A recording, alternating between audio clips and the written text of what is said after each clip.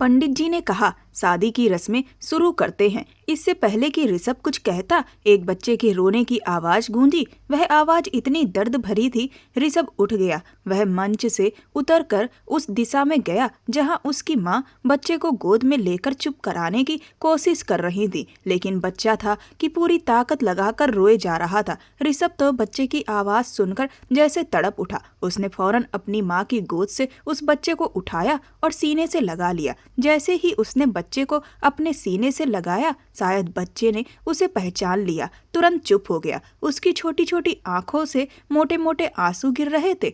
अब वो खुद भी भावुक हो चुका था। पंडित जी और सभी उसके चेहरे की ओर देख रहे थे, जबकि दुल्हन बनी समिता की आंखों में उस पल कई सपने टूटकर बिखर चुके थे। उसके भीतर एक अजीब सी जंग चल रही थी। आंखों के कोनों में भरे आंसुओं को उसने खुद ही पोंछा। ऋषभ विकी को अपनी गोद में लेकर वापस आया और मंडप पर बैठते हुए पंडित जी से बोला, शादी की रस्में शुरू करो। जिस लापरवाही से उसने कहा था, वो शब्द समिता के दिल पर जैसे तीर बनकर लगे। उसने कभी नहीं सोचा था कि उसके और ऋषभ के विवाह में इतनी बेरुखी और उदासी होगी। किसी ने सच ही कहा है, जब कोई एक बार दिल से उतर जाए तो फिर चाहे आसमान की ऊंचाइयों पर पहुंच जाए या गहराई में गिर जाए, सामने वाले को फर्क नहीं पड़ता। कुछ ऐसा ही उस वक्त समिता के साथ हो रहा था। पंडित जी ने रस्में शुरू की। मेरा बच्चा रो रहा है, जल्दी कीजिए पंडित जी। पंडित जी भी थोड़ा हड़बड़ा गए। बड़ा ही अजीब विवाह था यह। फेरों के टाइम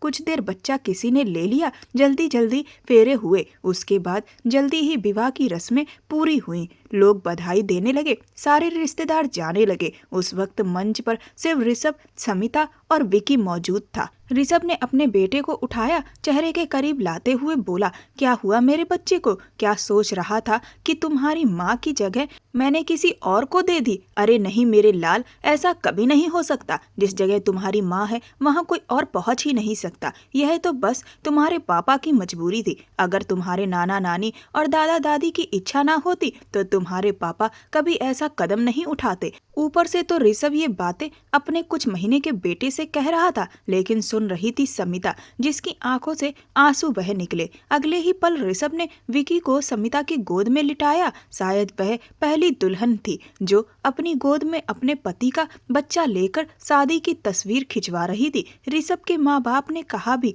बेटा विकी को हमें दे दो, तुम दोनों अकेले तस्वीर खिंचवा लो। लेकिन ऋषभ ने सिर हिलाते हुए कहा, नहीं, विकी मेरी जिंदगी का सबसे कीमती हिस्सा है। अगर वह इन तस्वीरों में नहीं होगा तो मेरा यहाँ रहना बेमानी है। उस पल समिता ने पलटकर ऋषभ को देखा। उसका बेरुखा चेहरा देखकर लगा जैसे उसके लिए वह वहाँ मौजूद ही नहीं। सच ही तो कहा था ऋषभ ने, वह यहाँ सिर्फ और सिर्फ विकी के लिए आई थी। मगर अब उसे अफसोस हो रहा था उस वक्त का जब उसने ऋषभ के साथ इतना गलत व्यवहार किया था। जैसे ही विकी को दादाजी ने गोद में लिया, ऋषभ ने अपने कुर्ते की आस्तीनें ठीक की और हॉल से बाहर निकल गया। समिता अकेली रह गई। अपनी आंखों में शिकायत भरी निगाह लिए अपने माँ बाप को देखती रही। लेकिन उसके पिता उसके पास आकर समझाने लगे, बेटा धीरे धीरे सब ठीक हो जाएगा, तुम फिक्र मत करो। यकीन मानो, अगर विकी की चिंता ना होती तो हम कभी भी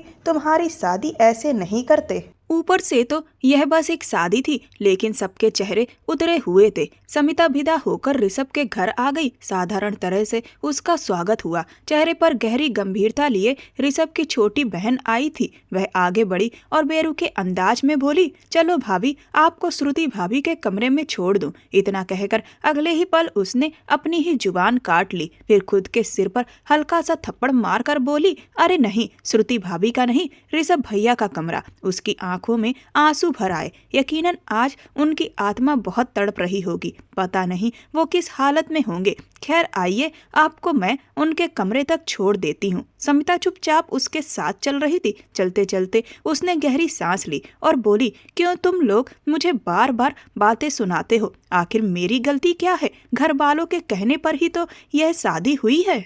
फिर सजा मुझे क्यों मिल रही है? जवाब में ऋषभ की बहन ने धीमे स्वर में कहा, नहीं, बात वैसी नहीं है जैसी आप सोच रही हैं। दरअसल आपको देखकर मुझे एक वक्त याद आ जाता है, वो वक्त जब मेरा भाई जोर जोर से रो रहा था और मैं चाहकर भी उसे चुप नहीं करा सकी, क्योंकि अगर वो मुझे अपने सामने देख लेता तो शायद शर्मिंदा हो जाता। वो मुझसे नजरें नहीं मिला पाता। मेरे भाई के उस दर्द की वजह सिर्फ आप थी। बस एक रात थी वो जब मैंने उसे इस हाल में देखा था, मगर पता नहीं कितने वक्त से वो अंदर ही अंदर टूट रहा था, आपकी उस एक गलती की वजह से। खैर, इतना कहकर वह समिता को कमरे में छोड़कर दरवाजा जोर से बंद करके चली गई। उधर घर के बाकी लोग ऋषभ को ढूंढ रहे थे। अरे भाई, उसकी दुल्हन कमरे में इंतजार कर रही है, जाकर कम से कम कुछ रस्में तो निभाओ। लेकिन ऋषभ वहाँ कहाँ था? वो तो सारी रौनक से दूर शहर के किनारे बने पार्क में श्रुति की तस्वीर लिए बैठा था।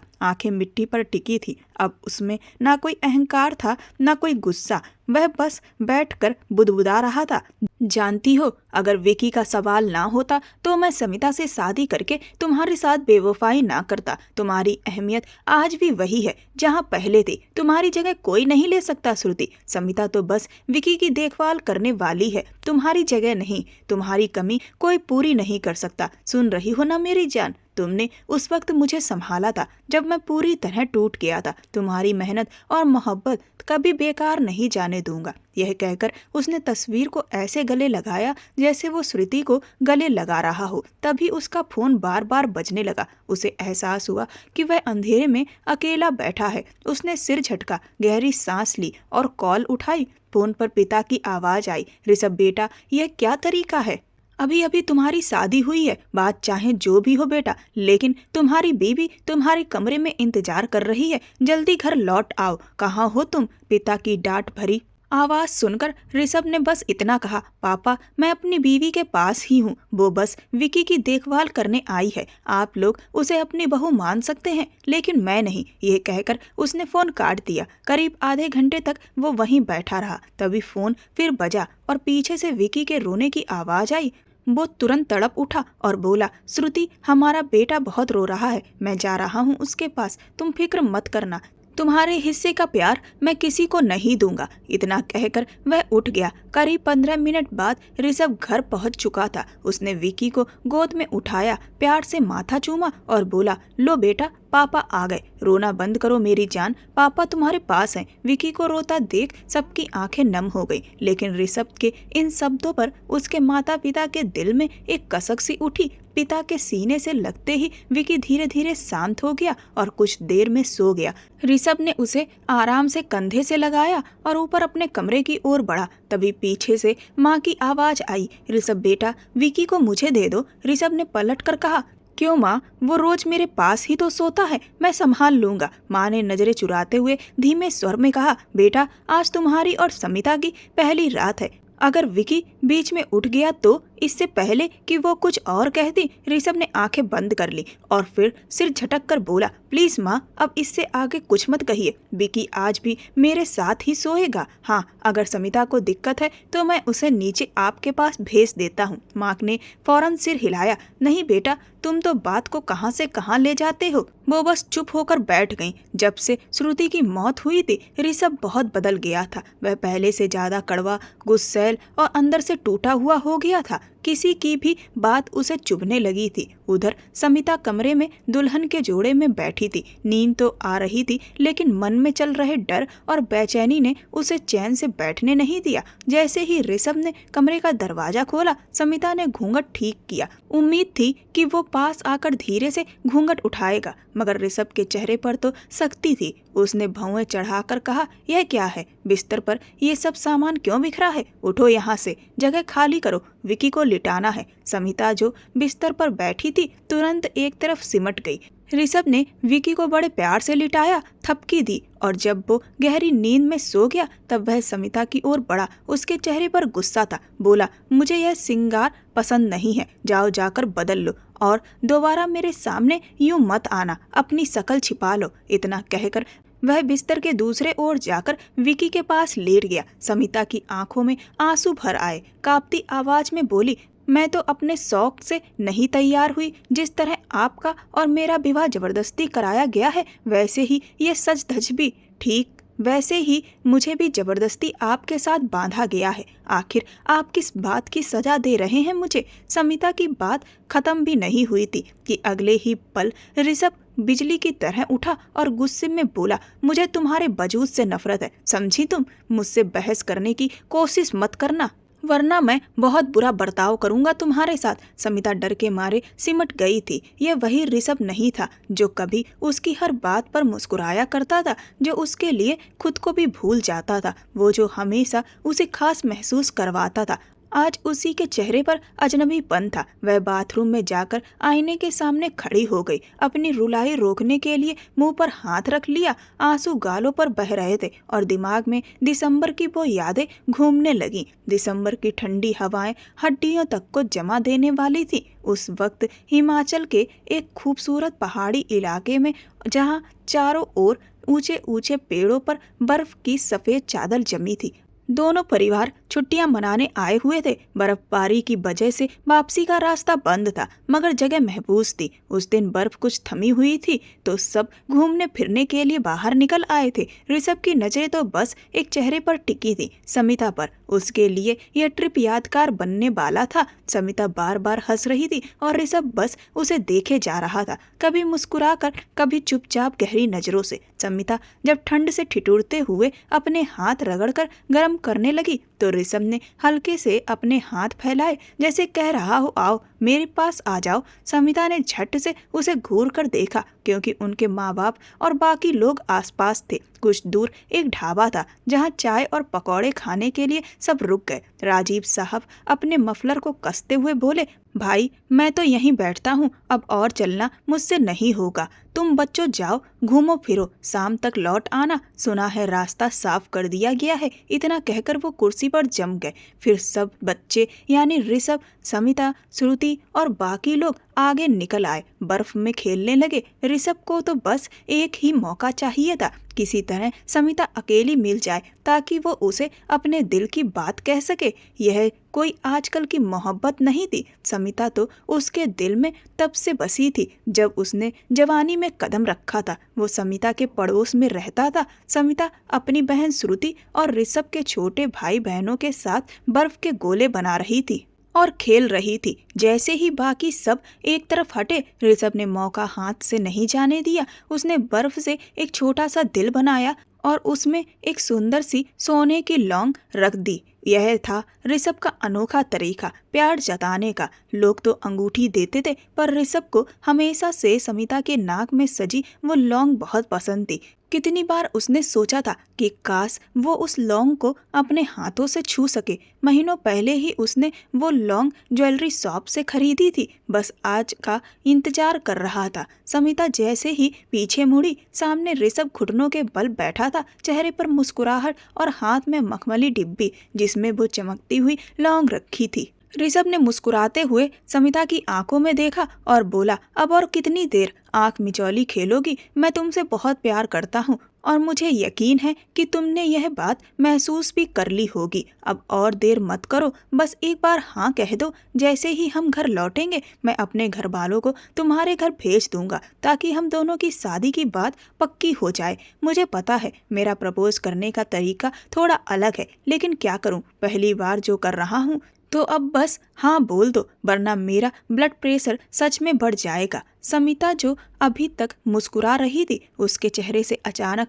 मुस्कुराहट गायब हो गई। वह 2 कदम पीछे हटी और बोली, ऋषभ ये क्या बोल रहे हो तुम? क्या तुम पागल हो गए हो? मैंने कभी सोचा भी नहीं था कि तुम ऐसा कुछ करोगे। मैं तो बस तुम्हें अपने पड़ोसी की तरह देखती हूँ, मजाक करती हूँ, बातें करती हूँ। मुझे नहीं पता था कि तुम इतना आगे सोचने लगोगे। अगर ये कोई मजाक है तो मैं इसमें शामिल नहीं हूँ।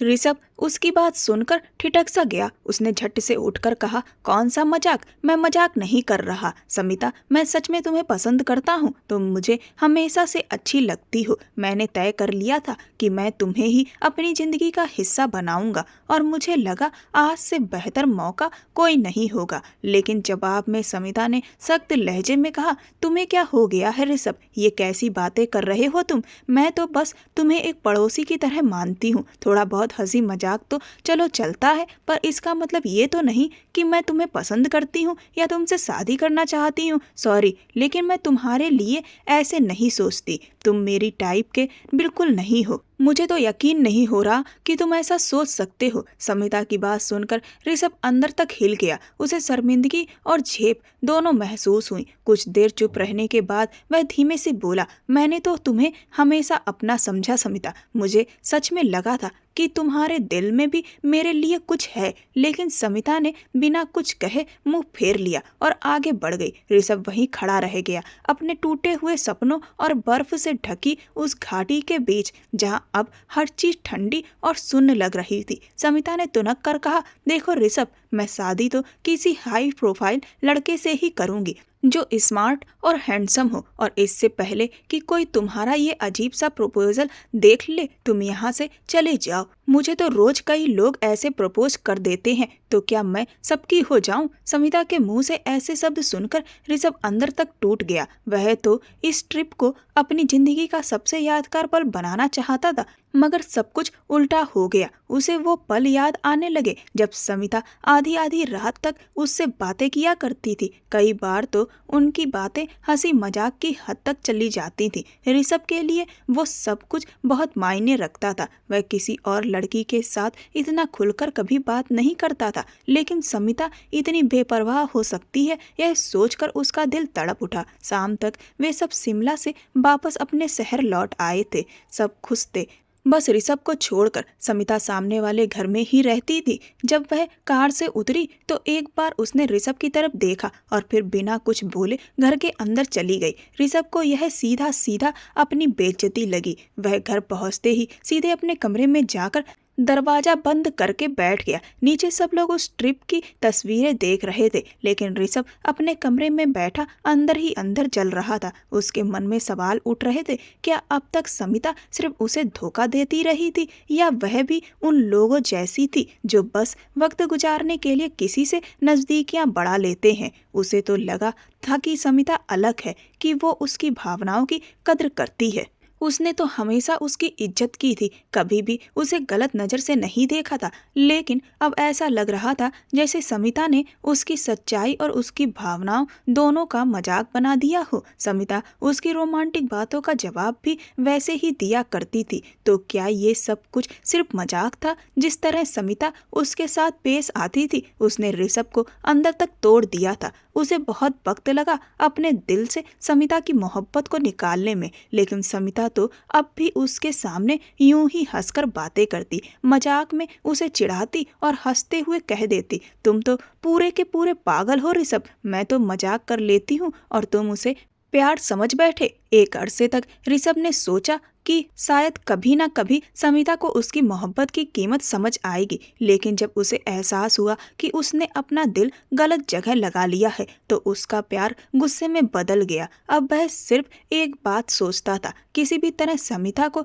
यह महसूस कराना है कि उसने उसे ठुकराकर बहुत बड़ी गलती की है। लगभग 1 महीने तक ऋषभ सबकी नज़रों से गायब रहा। वह अपने पिता के साथ बिजनेस के सिलसिले में बाहर चला गया था और जब लौटा तो एकदम बदले हुए अंदाज में, नए कपड़े, नई हेयर स्टाइल, चेहरे पर आत्मविश्वास। शाम का वक्त था जब समिता और उसकी छोटी बहन श्रुति बाहर बालकनी में बैठी चाय और पकौड़े खा रही थी। तभी ऋषभ उनके घर आया, हाथ में गिफ्ट पैक और फूलों का गुलदस्ता लिए हुए। समिता ने उसे देखा तो हैरान रह गई। वो तो पहले से कहीं ज्यादा आकर्षक लग रहा था। उसने मुस्कुराकर अपने बालों को झटका और सोचा देखते हैं अब क्या नया नाटक लेकर आया है। उसे अब ऋषभ को छोड़ना और उसकी बातों पर तंज कसना मजेदार लगने लगा था, लेकिन खुद ये नहीं समझ पा रही थी कि यह मोहब्बत है या सिर्फ उसकी जिद। जब ऋषभ ने गिफ्ट और गुलदस्ता श्रुति के सामने रखे तो समिता की आंखें फटी की फटी रह गईं। श्रुति जो गोद में किताब और हाथ में चाय का कप लिए बैठी थी, हैरानी से उछल पड़ी। अरे ये सब मेरे लिए? उसकी आंखों में चमक आ गई। Thank you so much Rishabh, तुम जानते हो ना मैं ये नॉवेल्स कितने दिन से ढूंढ रही थी, लेकिन कहीं मिल ही नहीं रही थी। जबकि समिता अंदर ही अंदर जलकर रह गई। होंठ सिकुड़ते हुए बोली, अच्छा डियर ऋषभ, मेरे लिए कुछ नहीं लाए? ऋषभ ने हल्की सी मुस्कान के साथ उसकी ओर देखा और ठंडे लहजे में बोला, नहीं मुझे याद नहीं रहा। ये सुनकर समिता के चेहरे की मुस्कान गायब हो गई। उसके दिल को ठेस लगी। ऋषभ ने आज पहली बार उसे उस तरह नजरअंदाज किया था। अब वह जानबूझकर श्रुति की तारीफ करता, उससे बातें करता सिर्फ इसलिए ताकि समिता को उसकी उपेक्षा का दर्द महसूस हो सके। उसके साथ वक्त गुजारते हुए शुरू में श्रुति को सब कुछ बिल्कुल सामान्य लगा, लेकिन जब ऋषभ की नजरें बार बार श्रुति पर टिकने लगी तो श्रुति का दिल ऋषभ की तरफ झुकने लगा। उसे एहसास भी नहीं हुआ कब वो ऋषभ से मोहब्बत करने लगी। कुछ दिनों बाद जब ऋषभ के माता पिता रिश्ता लेकर उनके घर पहुंचे तो समिता खुश थी। उसे लगा कि शायद ऋषभ का रिश्ता उसी के लिए आया है। वो तो सोच चुकी थी कि अब वो ऋषभ को तंग नहीं करेगी, बल्कि शादी के लिए हाँ कहकर उसे सरप्राइज देगी कि आखिर ऋषभ ने उसे पा ही लिया। लेकिन ऐसा हुआ नहीं। जब ऋषभ के माता पिता ने नाक पर चश्मा लगाए, ढीले कपड़े पहने और पापड़ खाते हुए श्रुति का नाम लिया तो श्रुति तो हैरान रह गई। उसने तो कभी नहीं सोचा था कि उसकी मोहब्बत उसे इस तरह मिल जाएगी।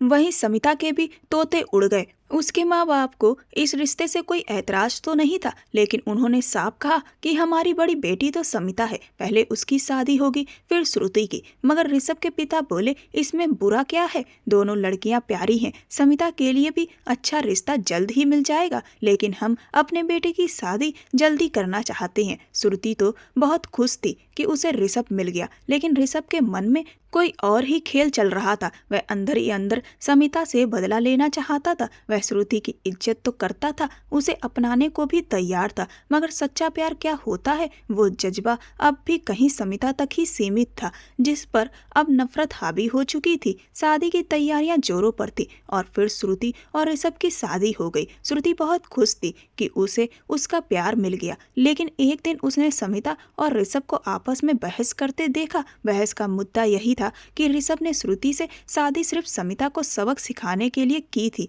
उस पर श्रुति का दिल भीतर तक टूट गया। श्रुति का भरोसा पूरी तरह टूट चुका था। वह जो सोचती थी कि ऋषभ उससे सच्चा प्यार करता है, जब सच सामने आया तो उसकी हालत बेहद खराब हो गई। जिस पल वो पलटी उसी पल टेबल पर रखा फूलदान नीचे गिरकर टूट गया। ऋषभ के तो होश उड़ गए और समिता भी घबरा गई। दोनों ने मिलकर श्रुति को समझाने की बहुत कोशिश की कि यह सब पुरानी बातें हैं, हम तो बस मजाक कर रहे थे, लेकिन श्रुति इतनी टूट चुकी थी कि उसने खुद को कमरे में बंद कर लिया। वो रो रो कर बेहाल हो गई थी। आंखों के नीचे गहरे काले घेरे पड़ गए थे। उसी वक्त ऋषभ को एहसास हुआ कि असली मोहब्बत तो उससे श्रुति करती है। उसके सच सामने आने के बाद श्रुति को जितनी तकलीफ हुई, उसने ऋषभ को भीतर तक झकझोर दिया। तभी पहली बार उसके दिल में श्रुति के लिए सच्चा प्यार जागा। वो उसके पैरों में गिरकर कान पकड़ते हुए बोला, मुझे माफ कर दो श्रुति, अब कभी शिकायत का मौका नहीं दूंगा।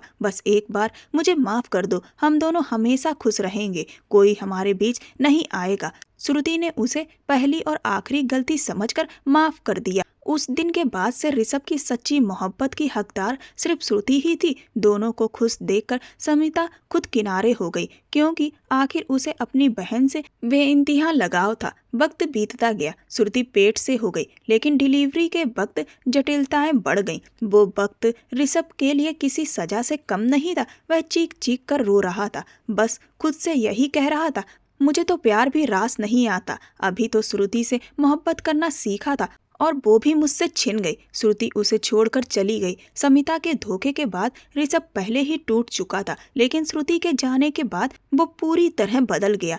अब उसका लगाव सिर्फ और सिर्फ विकी के लिए था। विकी जिसे एक माँ की ममता की जरूरत थी, ऐसे में समिता ही थी जिसने एक माँ बनकर आगे बढ़कर विकी को संभाला। यही वह वक्त था जब समिता और ऋषभ के माँ बाप ने सोचा कि विकी की खातिर दोनों की शादी कर देनी चाहिए। माता पिता की जबरदस्ती और विकी की खातिर ऋषभ ने शादी तो कर ली, लेकिन वह कभी भी समिता को वह जगह नहीं दे पाया जिसकी वह हकदार थी। वक्त यूं ही गुजरता गया। समिता विकी को बिल्कुल अपनी संतान की तरह पालने लगी। उसे विकी में अपनी बहन श्रुति की झलक दिखाई देती थी। एक दिन जब ऋषभ घर लौटा तो विकी जोर जोर से रो रहा था। उसके माथे से खून बह रहा था। ऋषभ की माँ भी घबरा गई थी और समिता की हालत भी खराब थी। ऋषभ गुस्से में चिल्लाया, क्या हुआ इसके साथ? चोट कैसे लगी? समिता कांपते हुए बोली, मैं इसे सोफे पर बैठाकर गई थी इसके लिए दूध गर्म करने, पर ये नीचे गिर गया और मेज के कोने से माथा लग गया। ऋषभ का गुस्सा सातवें आसमान पर था। उसने गुस्से में एक थप्पड़ जड़ दिया। तुम इतनी गैर जिम्मेदार कैसे हो सकती हो? फर्श पर बिठा देती या माँ के पास छोड़ देती। तुम्हारी वजह से मेरा बच्चा इतना जख्मी हो गया। ऋषभ फौरन विकी को अस्पताल लेकर गया। डॉक्टर ने उसके माथे पर पट्टी की, लेकिन वह अब भी रोए जा रहा था। ऋषभ ने बहुत कोशिश की उसे गोद में चुप करा सके, लेकिन विकी किसी भी तरह शांत नहीं हो रहा था। जैसे ही घर लौटे और विकी ने समिता को देखा तो उसने दोनों हाथ फैलाकर उसकी गोद की तरफ झटका मारा। ऋषभ ने कोशिश की कि उसे समिता से दूर रखे, मगर विकी रोता हुआ उसकी गोद में चला गया और उससे लिपट गया। कुछ देर बाद धीरे धीरे चुप हो गया, लेकिन जब उसने अपने पिता की तरफ देखा तो फिर रोने लगा। शायद वह चाहता था कि दोनों एक साथ उसके पास रहें, जैसे एक पूरा परिवार। वह समिता के गले लगा हुआ था और ऋषभ उसके कंधों पर थपकी दे रहा था। शायद वह आज उन दोनों को एक दूसरे के करीब लाना चाहता था। जैसे ही ऋषभ का हाथ उसके कंधे से हटता, विकी फिर रोने लगता। दोनों ही उसे लेकर कमरे में आ गए। समिता नींद में थोड़ी सी ढलकर लेटी थी और अपने सीने पर विकी को लिटाए हुए थी। ना चाहते हुए भी ऋषभ पहली बार समिता के पास ही बैठ गया। वह उसके कंधे पर धीरे धीरे थपकी दे रहा था। समिता की हल्की खुशबू ऋषभ को महसूस हो रही थी। कुछ देर बाद विकी को सुलाते सुलाते समिता खुद भी ऋषभ के कंधे पर सिर रखकर नींद में चली गई। ऋषभ का मन हुआ कि वह सिर हटा दे, मगर डर था कि अगर वह थोड़ा भी हिला तो विकी फिर से जाग जाएगा। इसीलिए वह भी वैसे ही बैठे बैठे कब सो गया उसे खुद पता नहीं चला। रात का न जाने कौन सा पहर था जब एक अजीब सी खुमारी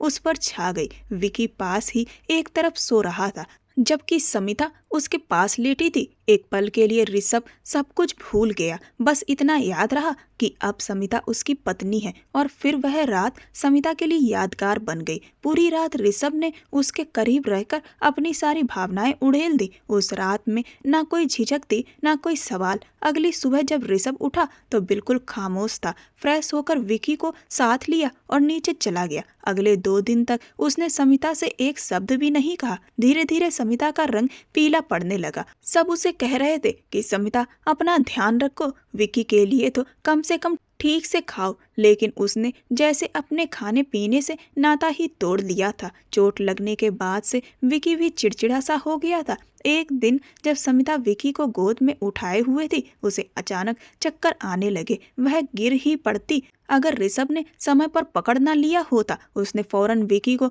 अपनी माँ की गोद से लिया और समिता को डॉक्टर के पास ले गया। डॉक्टर ने जांच के बाद बताया, आपकी पत्नी के शरीर में खून की बहुत कमी है। सफेद खून के सेल्स भी बहुत कम हैं और हाँ, लगता है ये प्रेग्नेंट भी हैं। समिता का चेहरा एकदम लाल पड़ गया। वह सहम कर ऋषभ की तरफ देखने लगी। पता नहीं वह क्या कहेगा, लेकिन ऋषभ मुस्कुरा दिया। उसके चेहरे पर हल्की खुशी थी। वह एक बार फिर पिता बनने वाला था। घर लौटकर जब उसने सबको बताया तो सबके चेहरे खिल उठे। बच्चे के आने की खुशी से ज्यादा उन्हें इस बात की खुशी थी कि ऋषभ ने किसी न किसी तरह समिता को अपना लिया है। पर फिर भी उसका रवैया उसके साथ पहले जैसा ही रहा, संजीदा, चुप और सीमित। वह विकी से बहुत प्यार करता था। समिता के खाने पीने का पूरा ध्यान रखता, वक्त पर उसे डॉक्टर के पास भी ले जाता, लेकिन श्रुति की तस्वीर से बात करना आज भी नहीं छोड़ पाया था। समिता यह बात समझ चुकी थी। उसने अपनी जगह बहुत पहले ही अपनी बहन को दे दी थी। अब ऋषभ के दिल में जो जगह श्रुति की थी उसे वापस पाना नामुमकिन था। और शायद जिंदगी में वो जगह कभी नहीं मिलेगी, क्योंकि वह ऋषभ की जिंदगी में आने वाली दूसरी औरत थी। वक्त बीतता गया और समिता ने एक बेटी को जन्म दिया। ऋषभ की यह ख्वाहिश भी पूरी हो गई थी कि वह एक बेटी का बाप बने, मगर जो जगह विकी की थी वह आज भी उसके दिल में सबसे खास थी। बेटी का नाम ऋषभ ने तान्या रखा। शादी को 7 साल गुजर गए थे। अब विकी और तान्या दोनों स्कूल जाने लगे थे, लेकिन आज तक ऋषभ के कमरे में श्रुति और ऋषभ की शादी की तस्वीरें कोई नहीं हटा पाया था। समिता श्रुति की जगह तो नहीं ले पाई, लेकिन उसने अपनी एक अलग जगह बना ली और जितना प्यार उसे ऋषभ से मिल रहा था उतना ही उसे बहुत लगने लगा था, क्योंकि वो ऋषभ से बहुत प्यार करने लगी थी। ऋषभ का साथ ही उसके लिए बहुत था और जो इज्जत और प्यार उससे मिल रहा था उसने उसी में अपनी खुशी ढूंढ ली थी, क्योंकि प्यार में बराबरी की कोई शर्त नहीं होती। प्यार नाप जोक के नहीं किया जाता, जिसको जिससे जितना होता है उतना होता है। दोस्तों, टाइम पास के लिए किसी का दिल तोड़ना या किसी की भावनाओं से खेलना बिल्कुल भी ठीक नहीं है। आपको ये कहानी कैसी लगी मुझे कमेंट सेक्शन में कमेंट करके ज़रूर बताएं। ये कहानी पूर्णतः काल्पनिक है। ऐसी और भी कहानियों को सुनने के लिए मेरे चैनल के साथ बने रहें। मेरे चैनल को सब्सक्राइब कर वीडियो को लाइक कर दें और वीडियो को ज़्यादा से ज़्यादा शेयर करें। धन्यवाद।